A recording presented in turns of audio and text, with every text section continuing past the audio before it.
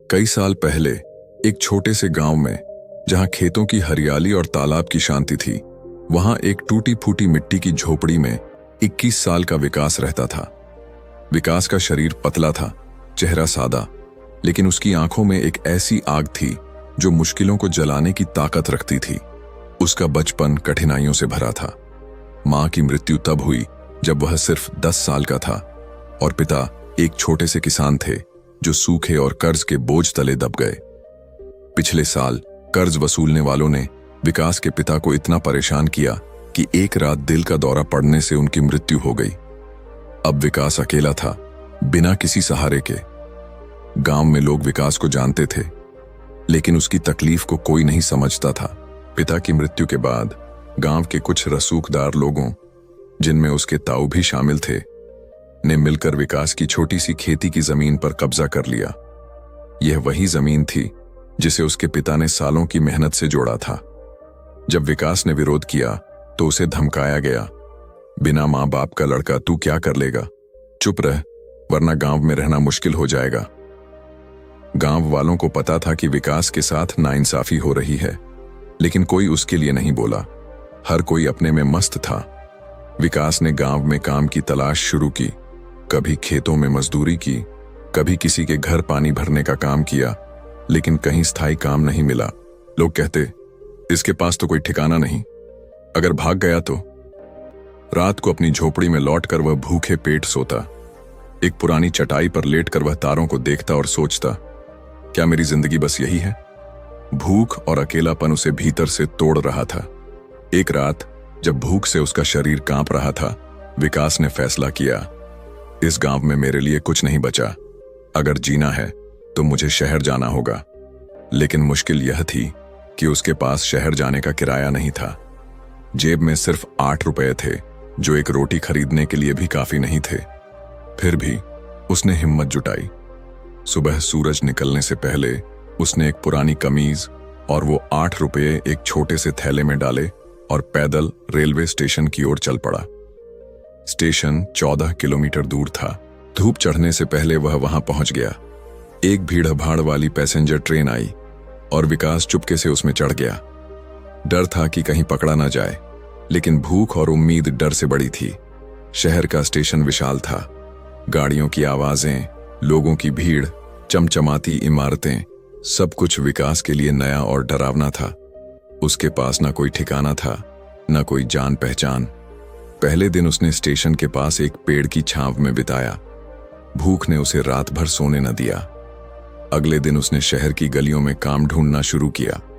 छोटी मोटी दुकानों पर गया, लेकिन हर जगह जवाब एक ही था, कोई जगह खाली नहीं। तीसरे दिन तक उसका शरीर जवाब देने लगा। वह एक बाजार में एक चाय की दुकान के बाहर बैठा था, जब भूख और थकान से वह बेहोश होकर गिर पड़ा। तभी वहां एक बुजुर्ग व्यक्ति, हरी चाचा, रुका। हरी चाचा की उम्र करीब 55 साल थी और वह एक छोटी सी साइकिल रिपेयर की दुकान चलाते थे। उन्होंने विकास को देखा तो पहले समझा कोई नशे में है, लेकिन पास जाकर देखा कि एक जवान लड़का है जो कमजोरी से कांप रहा था। हरी चाचा ने अपनी बोतल से पानी निकाला और विकास के चेहरे पर छींटे मारे। विकास ने धीरे धीरे आंखें खोली, लेकिन बोलने की ताकत नहीं थी। हरी चाचा ने उसे पास की एक रोटी की दुकान पर ले जाकर पानी पिलाया और 2 रोटियां और सब्जी मंगवाई। विकास ने कांपते हाथों से खाना खाया। उसकी आंखों से आंसू बहने लगे। बेटा, क्या हुआ, कहां से आया है? हरी चाचा ने पूछा। विकास ने धीरे धीरे अपनी कहानी सुनाई। पिता की मृत्यु, जमीन का छिन जाना और शहर में भूख। हरी चाचा ने गहरी सांस ली और कहा, चल मेरे साथ, मेरी साइकिल की दुकान पर काम है। साइकिल ठीक करने में मदद करेगा तो खाना और रोज के 30 रुपए दूंगा। विकास की आंखों में चमक आ गई। पहली बार किसी ने उसे इंसान समझा था। अगले दिन से विकास ने हरी चाचा के साथ काम शुरू किया। वह सुबह जल्दी उठकर दुकान की सफाई करता, साइकिलों की मरम्मत में मदद करता और ग्राहकों से विनम्रता से बात करता। उसकी मेहनत और ईमानदारी देखकर हरी चाचा खुश थे। विकास की वजह से दुकान पर ग्राहक बढ़ने लगे, क्योंकि वह समय पर काम करता और हर साइकिल को ध्यान से ठीक करता। हरी चाचा ने उसे रोज के 50 रुपए देने शुरू किए। कई महीने बीते तो जरूरी हिस्सा बन चुका था। एक दिन एक नियमित ग्राहक जो पास के एक छोटे से कारखाने में सुपरवाइजर था ने विकास से कहा, तुम बहुत अच्छा काम करते हो। हमारे कारखाने में मशीन ऑपरेटर की जरूरत है। तनख्वाह 9,000 रुपये महीना, खाना फ्री और ओवरटाइम का मौका। करेगा? विकास ने तुरंत हाँ कर दी। कारखाने का काम कठिन था। दिन भर मशीन चलाना, भारी सामान उठाना और सुपरवाइजर की सख्ती सहना। लेकिन विकास कभी नहीं थका।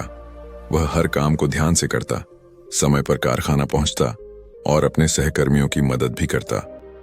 कारखाने के मालिक सुरेश जी ने विकास की मेहनत देखी और 6 महीने बाद उसे लाइन सुपरवाइजर बना दिया। अब उसकी तनख्वाह 12,000 रुपये हो गई। विकास ने पैसे बचाने शुरू किए और एक छोटा सा किराए का कमरा लिया। उसका जीवन अब स्थिर हो रहा था। लेकिन विकास के दिल में एक बात हमेशा खटकती थी, उसकी जमीन जो गांव में छीनी गई थी। 3 साल बाद उसने फैसला किया कि वह गांव लौटेगा और अपना हक वापस लेगा। उसने अपने मैनेजर से 1 महीने की छुट्टी ली, अपने पिता के जमीन के कागजात इकट्ठा किए और गांव के लिए ट्रेन पकड़ी।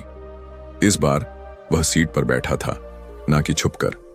खिड़की से बाहर देखते हुए उसने सोचा, सब कुछ वही है, लेकिन मैं बदल गया हूं। गांव पहुंचकर विकास सीधे पटवारी के पास गया।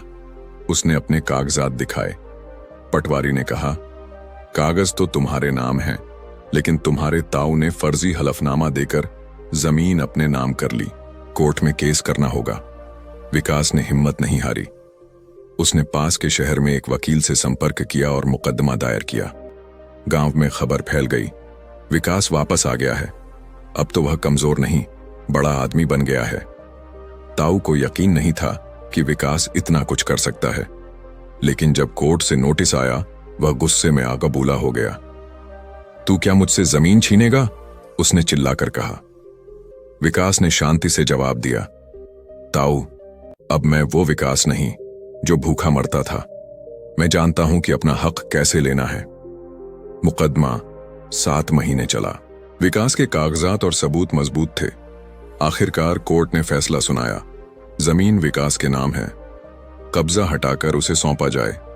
उस दिन जब विकास अपनी जमीन पर खड़ा था, उसकी आंखें नम थीं। ये वही जमीन थी जहां उसके पिता ने खून पसीना बहाया था। विकास ने कारखाने की नौकरी छोड़ दी और गांव में ही रहने का फैसला किया। उसने अपनी जमीन पर एक छोटा सा बीज और खाद का कारोबार शुरू किया। शहर में सीखा हुआ अनुभव उसने गांव में लागू किया। साफ सफाई, समय की पाबंदी और ग्राहकों से अच्छा व्यवहार, इन सब ने उसे गांव में एक नई पहचान दी। उसने 2 और लड़कों को अपने कारोबार में काम दिया और उन्हें सिखाया, मेहनत और ईमानदारी से काम करो, दुनिया तुम्हें सलाम करेगी। एक दिन हरी चाचा गांव आए। विकास को देखकर उनकी आंखें भर आईं। बेटा, तूने तो कमाल कर दिया। भूख से लड़ा, अपनों से लड़ा और जीत गया। विकास ने मुस्कुराकर कहा, चाचा, उस दिन आपने मुझे रोटी ना दी होती तो मैं आज यहां ना होता। अब मैं वादा करता हूं, मेरे गांव में कोई भूखा नहीं रहेगा। दोस्तों, विकास की कहानी हमें सिखाती है कि असल संघर्ष वह नहीं जब आपके पास सब कुछ हो और फिर भी आप शिकायत करें। असल संघर्ष तब है जब आपके पास ना खाना हो, ना ठिकाना, ना कोई साथ देने वाला, और फिर भी आप हिम्मत ना हारें। अगर विकास की तरह आपने भी कभी मुश्किलों से जंग लड़ी हो तो इस कहानी को अपने दिल में रखिए। और अगर यह कहानी आपको प्रेरणा दे तो इसे अपने दोस्तों के साथ शेयर करें ताकि वे भी समझ सकें कि जिंदगी की असल जीत मेहनत और हिम्मत से मिलती है। धन्यवाद।